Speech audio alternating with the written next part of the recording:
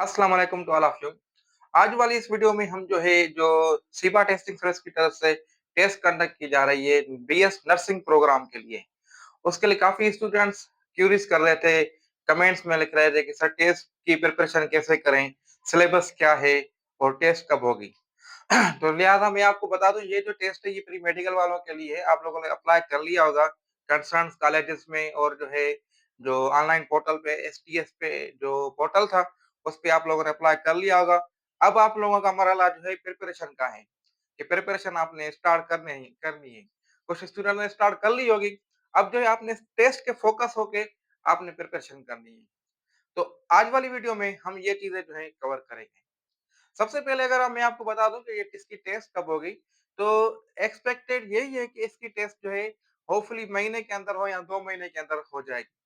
तो आप लोगों ने अपने आप को ऐसे प्रिपरेशन करना है कि आप महीने के अंदर भी कर लें, दूसरे महीने में अगर टाइम मिल जाता है तो आप एक्स्ट्रा प्रिपरेशन कर लें। मेन चीज़ें आप पहले कर लें। होपफुली आप लोगों ने जो फर्स्ट सेमेस्टर में चीज़ें पढ़ी हुई हैं, 9th मैट्रिक में पढ़ी हुई हैं, अच्छे तरीके से पढ़ी होगी ना, तभी आप लोगों ने ये करियर चूज़ किया है ना बीएस नर्सिंग का। तो आप जो है उसको फ़ोकस करके उसको जो आपने शार्पन करना है और जो है टेस्ट में जो है देखिए ताकि आप जो है अच्छे नंबर ले सकें। तो सबसे पहले आप जो है अपना एक टाइम टेबल बना लें कि आप लोगों ने मिनिमम 2 से 3 घंटे जितना टाइम आप लेके जो है ले निकाल सकते हैं टेस्ट के लिए, मिनिमम से मिनिमम मैं बोल रहा हूँ 2 से 3 घंटे। आपने कंसिस्टेंसी मतलब डेली बेसिस पे करना है। ऐसे नहीं है कि एक दिन आपने 4 घंटे पढ़ा, फिर दूसरे दिन आपने 1 घंटा भी 1 मिनट भी नहीं पढ़ा, ऐसे नहीं। आपने कंसिस्टेंटली डेली बेसिस पे 2 या 3 घंटे लगातार पढ़ना है। लगातार मतलब मंडे के दिन भी 2 घंटे, Tuesday, Wednesday, Thursday, Saturday, Friday, सातों दिन आपने अपने आप को फोकस करना है। बेशक आप एक दिन इसमें रेस्ट कर सकते हैं संडे का दिन, उसके लिए मैं आपको दूसरा प्लान बताऊँगा संडे के दिन आपने प्रिपरेशन के हिसाब से कैसे करना है। आ जाएँ, अब जो है क्या-क्या चीज़ें आपने कवर करनी है। तो अब मैंने काफ़ी देखा कोई जो ऑफ़िशियल सिलेबस जो है सिपा टेस्टिंग सर्विस का मुझे कहीं नज़र नहीं आया। अगर आप लोगों को कहीं आ जाता है कि ऑफ़िशियल सिलेबस है ये तो आप मुझे कमेंट में बता सकते हैं, तो मैं इंशाल्लाह मैं उस हिसाब से आपको गाइड कर लूँगा। अभी जो है मैं जो है आपको अपने एक्सपीरियंस के हिसाब से और जो एक्सपेक्टेड चीज़ें हैं वो आपको गाइड कर लूँगा ताकि अपनी प्रिपरेशन आप स्टार्ट कर लें। ऐसे ना हो कि सिलेबस के अनुसार आप बैठे रहें और आपकी टेस्ट जो है नज़दीक आ जाए। सबसे पहले जो है आप लोगों ने जो साइंस के सब्जेक्ट्स हैं ना, जो आपने फर्स्ट सेमेस्टर में कवर किए हैं, वो आपने कवर करने हैं। कौन से हैं? आपने बेशक फिजिक्स स्टडी किया होगा, ठीक है? केमिस्ट्री पढ़ा होगा आप लोगों ने और जो है बायोलॉजी। ये 3 सब्जेक्ट्स आप लोगों ने अपने स्टूडेंट लाइफ में फर्स्ट सेमेस्टर में, 9th सेमेस्टर में कवर किए हैं। अब आपने क्या करना है, बायोलॉजी पे आपने फुल फोकस करना है। जैसे सपोज करें अगर आप 3 घंटे पढ़ रहे हैं डेली बेसिस पे, तो आपने जो है 1 घंटा पूरा या डेढ़ घंटा पूरा इसको देना है। मैं 3 घंटे की अगर डिस्ट्रीब्यूशन कर रहा हूँ तो, ठीक है? अब बाकी आपके पास डेढ़ घंटे बच गए मन 90 मिनट्स बच गए। तो आपने जो है 45 मिनट्स और जो है 45 मिनट्स इसको भी देने हैं। तो ये चीज़ें आपने लाज़मी कवर करने हैं डेली बेसिस पे। ये रेगुलरली आपने कवर करने हैं। ये सब्जेक्ट भी ऐसे हैं, आपके कॉन्सेप्चुअल चीज़ें हैं ना, कॉन्सेप्चुअल सब्जेक्ट्स हैं। तो ये डेली बेसिस पे आप फोकस करेंगे इनको, तो इंशाल्लाह आपको जो है अच्छा जो है इसका एडवांटेज मिलेगा। अब ये चीज़ आ गई इसका कैसे करें? तो आप अगर आप लोगों ने फर्स्ट यूनिट अच्छे तरीके से पढ़ी हुई है, तो फिर तो कोई इश्यू नहीं है, आप रिवाइज़ करते जाएँ। टॉपिक ले लें, सब्जेक्ट ले लें, चैप्टर ले लें, उसकी टॉपिक ले लें, उसको आप जो है बुक में पढ़ें। आप लोगों के पास नोट्स बने हुए हैं, तो नोट्स को स्टडी करें। यूट्यूब पे काफ़ी मवाद पड़ा हुआ है। इंडिया के लेक्चरर हैं, पाकिस्तान के लेक्चरर्स हैं। अगर आप बाहर हैं, यूरोपियन कंट्रीज़ के लेक्चरर हैं, जो इंग्लिश में लेक्चर देते हैं। कॉन्सेप्चुअल आप जो है अच्छे तरीके से समझ सकते हैं।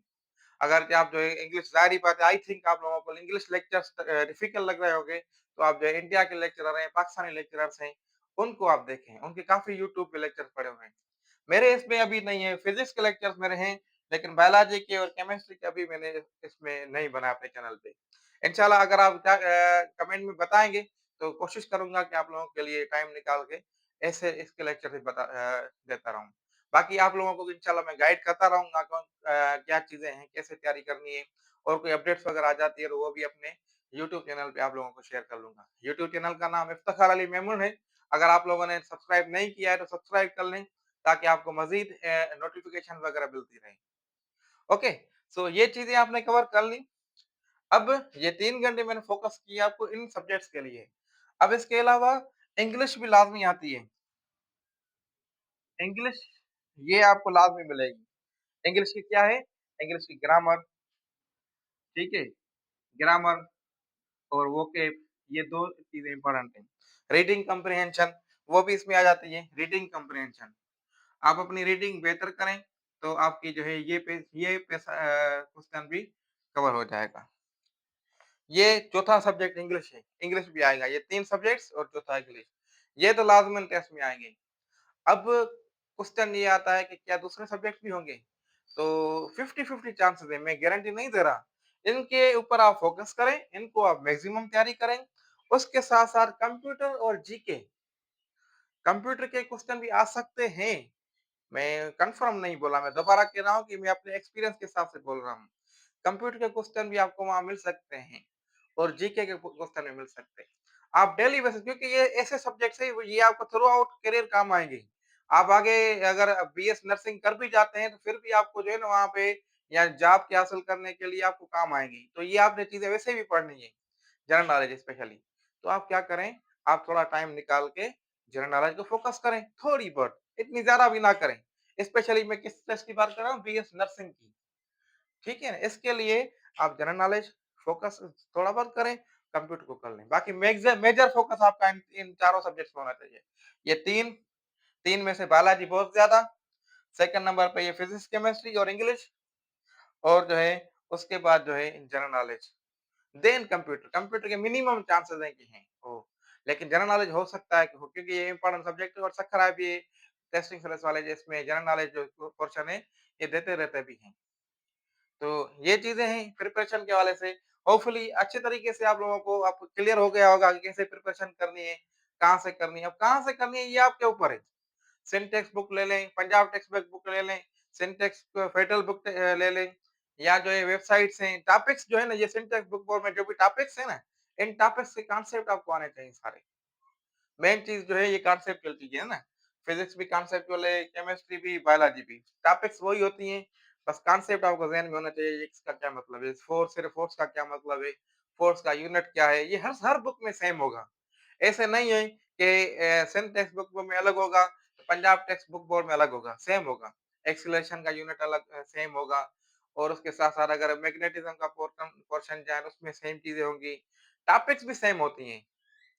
आपने वो टॉपिक्स लेनी है, उनके अगर आपने नोट्स बनाए हुए हैं तो वेल एंड गुड, अगर नहीं बनाए तो नोट्स भी बनाते जाएँ साथ-साथ ताकि आपको जो है रिवीजन में आसानी हो और अपने कॉन्सेप्ट क्लियर करने हैं, मेन चीज़ ये है, कॉन्सेप्ट क्लियर करने हैं और उसके बाद आ जाएँ जो संडे का दिन मैंने आपको बोला था कि संडे के दिन आप बेशक इसको नई चीज़ें ना पढ़ें, संडे के दिन आप छोड़ दें, आप जो है रिलैक्स हो जाएँ और इन चीज़ों को रिवाइज़ करें।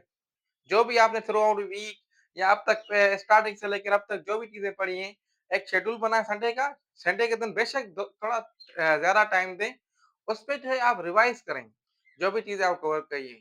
आपने अगर थोड़ा बहुत पढ़ा है ना ये चीज़ें, अब सपोज़ करें इतना पोर्शन आपने पढ़ा है, अगर अच्छे तरीके से ये चीज़ समझ में आ गया है, रिवाइज़ किया हुआ है, तो आपको जो है इसके ये पोर्शन पढ़ने की अगर ज़रूरत भी नहीं है। अगर इसमें से ये देखिए आपने ये पोर्शन पढ़ा और ये भी कवर कर लिया और आपको कॉन्सेप्ट क्लियर ना हो, तो फिर तो कुछ भी काम का नहीं है। क्योंकि आपको घुमा-फिरा के क्वेश्चन आ जाए, इसी में से आ जाए, आप आंसर गलत कर देंगे। अगर आप लोगों ने ये पोर्शन जो है, ये पोर्शन अच्छे तरीके से पढ़ लिया, इसमें से अगर आप 5 क्वेश्चन आ जाते हैं, आप अच्छे आँखें बंद करके आंसर दे सकते हैं। तो आप जितना पढ़ें, थोड़ा ही पढ़ें, लेकिन उसको अच्छे तरीके से गहराई में पढ़ें और उनको चीज़ों को कवर करें। ताकि आपके कॉन्सेप्ट भी क्लियर हो और आप जो है अच्छे नंबर लेके एक जो है अपनी बेहतरीन विलिंग जो यूनिवर्सिटी आपकी जो आपकी चाहत है जिस यूनिवर्सिटी में वो आपको मिल जाए। उम्मीद है कि इस वीडियो से आपको फ़ायदा हासिल हुआ होगा। अगर हुआ है तो ज़रूर लाइक ज़रूर कर दें वीडियो को और कमेंट में भी ज़रूर बता दें ताकि मैं आप लोगों के लिए ऐसी वीडियोज़ जो है वो बनाता रहूँ। इंशाल्लाह नेक्स्ट वीडियो में साथ रहेंगे। तब तक के लिए अल्लाह हाफ़िज़ एंड टेक केयर। ओके, सो अभी जो है अब तक अगर आपने चैनल सब्सक्राइब नहीं किया है तो इसको जो है ज़रूर सब्सक्राइब कर लें। थैंक यू, अल्लाह हाफ़िज़।